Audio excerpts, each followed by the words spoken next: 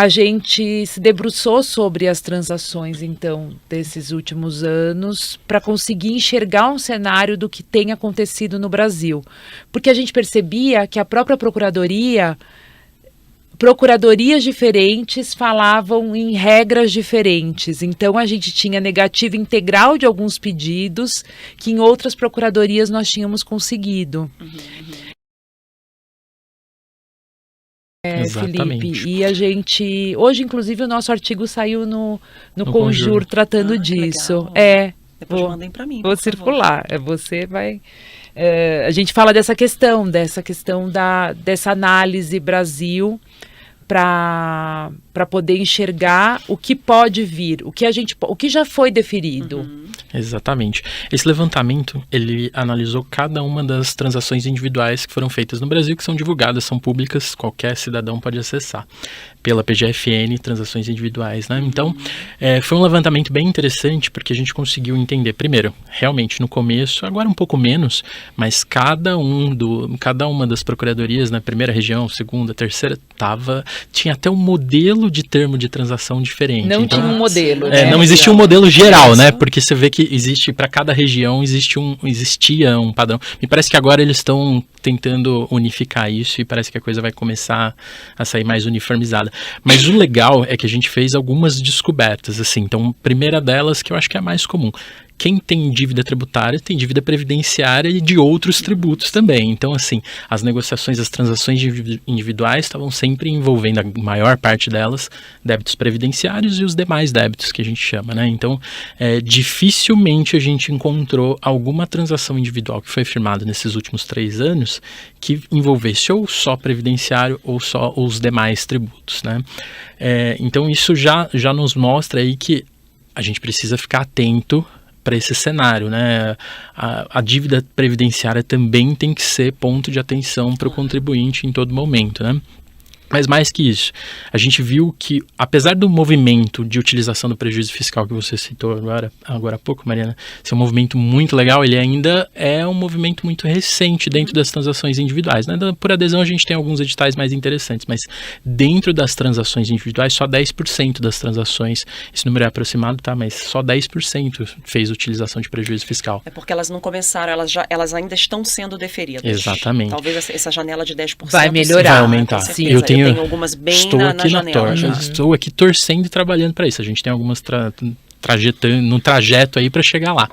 Mas tem aquele ponto também, né? O prejuízo fiscal e a base negativa, eles não estão disponíveis para todo mundo. A gente tem que mostrar efetivamente que este contribuinte precisa fazer o uso desse prejuízo fiscal dentro daquele cenário todo que ele tem de dificuldade financeira e tudo mais, né? Então, são esses números bem interessantes. E ponto interessante também que a gente apurou, garantia.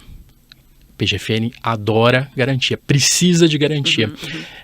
Isso tanto nas transações mais antigas como nas recentes. Então, no levantamento, só 30% das transações, ainda que nós tenhamos um número até que relevante, mas 30% não tinha nenhum tipo de garantia. O restante, todas com algum tipo de garantia.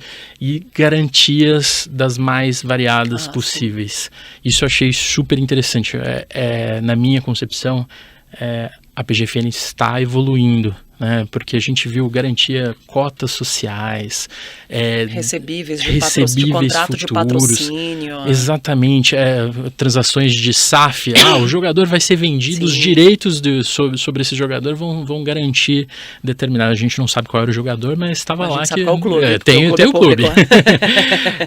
Assim, então as garantias são as mais variadas possíveis. Isso dá uma abertura para a negociação, que o objetivo da transação tributária, a consensualidade, a negociação. Então, a garantia faz, assim, tem sido um ponto, acho que, de muita criatividade por parte dos contribuintes e por parte da PGFN também. Então, acho que isso tem dado um fôlego a mais para a transação tributária, que é algo que a gente não ia ver numa execução fiscal. Naquela cobrança antiga que existia, ou até num parcelamento ordinário, ou até num parcelamento especial, a gente não ia ver algo do gênero, né? Talvez no NJP, porque tem NJP para liberar a garantia ou para substituir. Para tratar de garantia. Mas é outro contexto. Você tem uma questão de que não reduz dívida, você tem uma questão de que não suspende, né? Sim. Então, assim, eu concordo com você. Eu lembro que quando a gente começou a analisar esses acordos, quando saíram os primeiros, que não existia transação no contencioso ainda, algumas coisas chamavam a nossa atenção, como, por exemplo, essa questão das diferenças entre as regionais da PGFN, principalmente com relação à abertura. A gente tem regionais ainda hoje muito mais legalistas do que outras, Sim. e eu já transacionei, não digo em todas, mas em algumas regiões. E eu lembro que tinha, por exemplo, acordo que amarrava processo com julgamento pendente no CARF na PGFN. Era uma coisa tão legal do tipo, olha, eu estou transacionando a PGFN, mas eu quero botar 10 milhões que ainda estão no CARF, tá, procurador?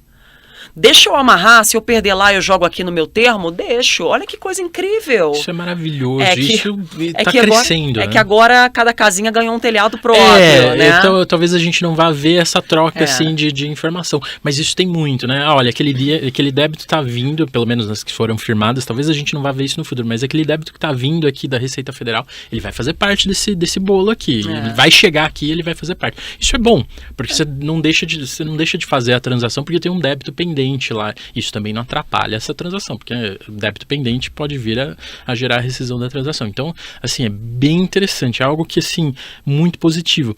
E outro ponto, os descontos, uma média de 57% do passivo, isso é muito bom. Muito bom, muito bom.